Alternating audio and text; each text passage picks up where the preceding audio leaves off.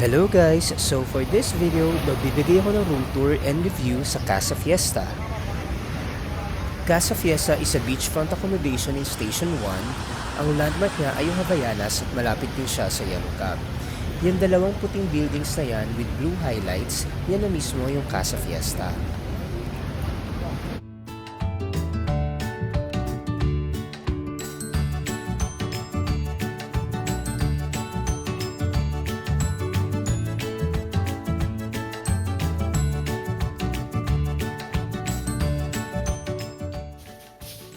So guys, this is my second hotel in Boracay.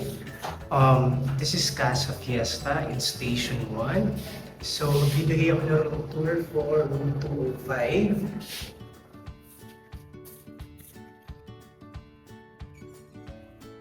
Wow! Simple lang siya guys. Pero malinis. Yan. At higit sa lahat, ang habol ko dito, yung view from the room. Yan o. Pagpunta nyo sa veranda, or pagsilip nyo sa veranda, kitang-kita nyo na agad yung beach. Ganyan siya kalapit, ganyan siya literal na ka-beachfront. So yan talaga yung habol ko dyan. Pero mag-room tour muna tayo. Tingnan natin kung ano yung mga makikita natin sa room. So, merong flat screen TV, merong mini fridge para sa mga drinks nyo and water. Merong maliit na lamesita with chair. Meron ding provided na glasses and mug para sa coffee or tea. And, of course, we have this, I think this is a queen size bed. So, provided din yung dalawang towels. May provided na bathroom tissue and small or tiny bath soap. This is appreciated considering this is a budget hotel. And yung susi, traditional na susi pa din, but I wouldn't mind that much considering na napakaganda ng view. Silipin lang ulit natin yung view guys ha. Ang ganda ng view kahit na napakakulimlim ngayong araw na to. Actually maulan. So balik tayo sa room tour. Meron dito sa gilid na hindi ko alam kung ano yung tawag dyan pero lalagyan siya ng mga kung ano-ano. Of course, may aircon. At malamig ha, napapalamig niya yung room. Kasi may mga budget accommodations na hindi ganun kalakas yung aircon. So may built-in cabinet din sa gilid, sa kabilang gilid para sa mga damit at mga gamit nyo. Trash can sa baba. Merong mirror for OOTD. Silip tayo sa mirror. Hi! Silipin natin yung banyo. Ating yung ilaw. Okay. Ayan yung banyo, simple lang din. Parang pambahay na banyo lang. Pero malinis siya ha. Tingnan natin yung water pressure. Malakas ha, in fairness. Malinis yung banyo. Silipin natin yung shower area.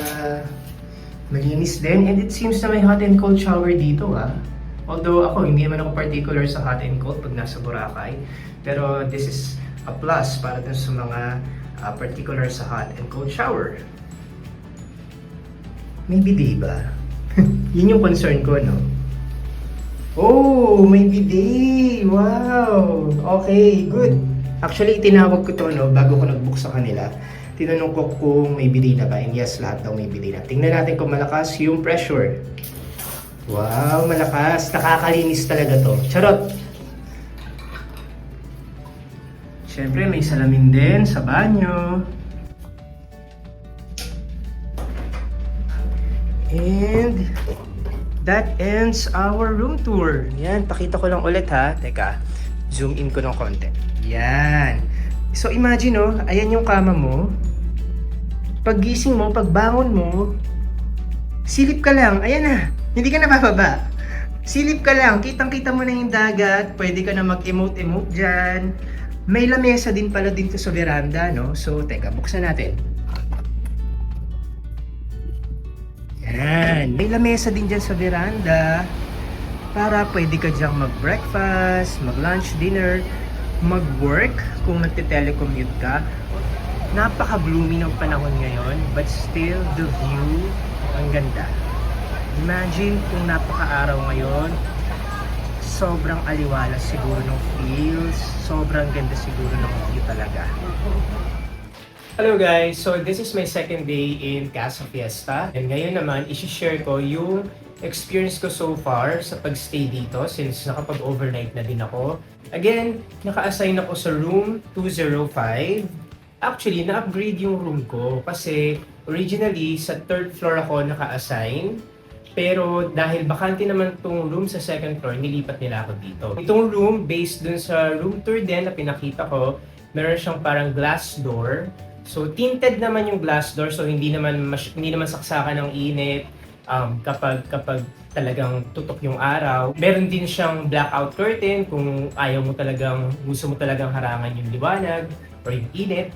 In terms of the bed, queen size bed nga itong kasama. So kung dalawa kayo, tamang-tama to sa inyo. Comfortable naman yung bed. Sa pillows naman, 4 yung kasama. 2 queen size na pillows, then 2 throw pillow ba yung tawag dito. Walang automatic na daily cleaning sa kwarto, pero you can easily ask one of the staff na kung pwedeng magwalis-walis ng konti sa kwarto. Sa banyo naman, yung hot and cold shower na confirm ko na gumagana siya. Ang sarap mag-shower kapag medyo warm yung tubig na lumalabas.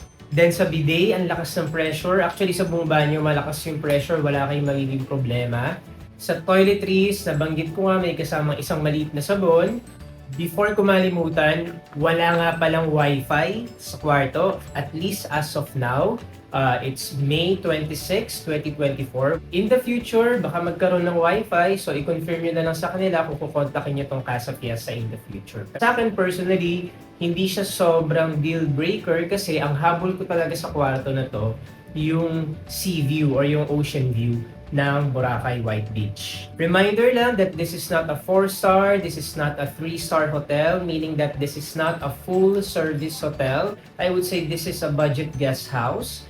Pero ang talagang luxurious part ng room na to is yung view talaga. Pagbangon mo sa kama, sumilip ka lang sa glass door or sa bintana, kitang-kita mo na yung dagat. Hindi mo na kailangang lumakad para nang makita yung dagat. Ito na mismo yung view mo, yung from your room. Pero considering na beachfront siya with sea view, I would say ang mura na nung kuha ko dito. In terms of the price nga pala, no, 2,500 daw talaga yung room rate nito.